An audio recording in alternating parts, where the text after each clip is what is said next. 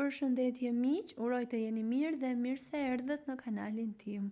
Për ju që më dëgjoni për herë të parë, unë jam Andalina nga sofra ime.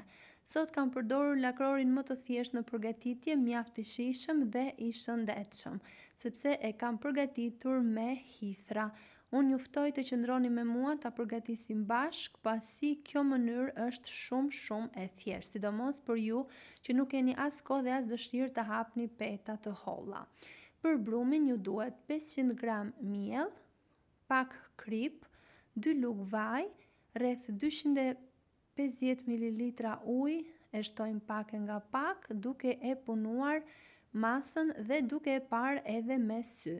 Pasi na formohet një brum i butë por jo i ngjitur, e lëm të pushojë për rreth 30 minuta. Ndërkohë në tigan me vaj ulliri do skuqim hithrat, të cilat i kemi prerë holl. Unë nuk i kam peshuar në këtë rast hithrat, thjesht im shoq më solli disa, një qese i kam pastruar, i kam prerë holl dhe 200 gram spinaq kam shtuar unë, pak krip dhe do t'i përziejmë në zjarr të ngadaltë derisa të bjerë volumi.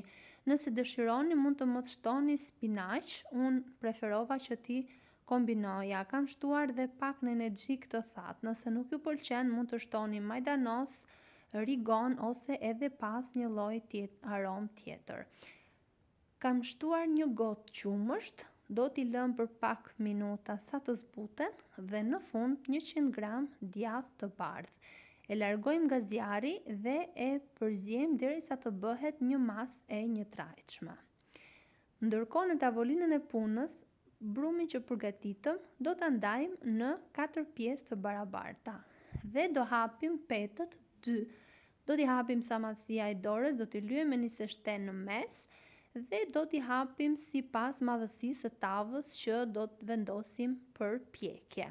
Pasi i kemi bërë të 2 petët bashk, i vendosim në tavë duke shtuar vaj ulliri, mbushjen që përgatitëm.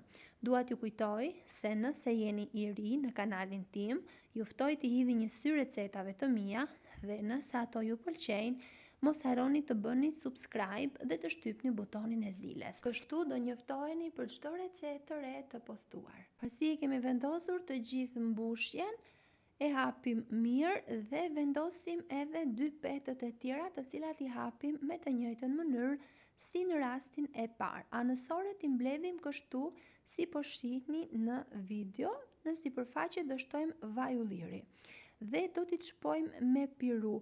Ndryshe do të fryhet byreku, prandaj veprojmë në këtë mënyrë.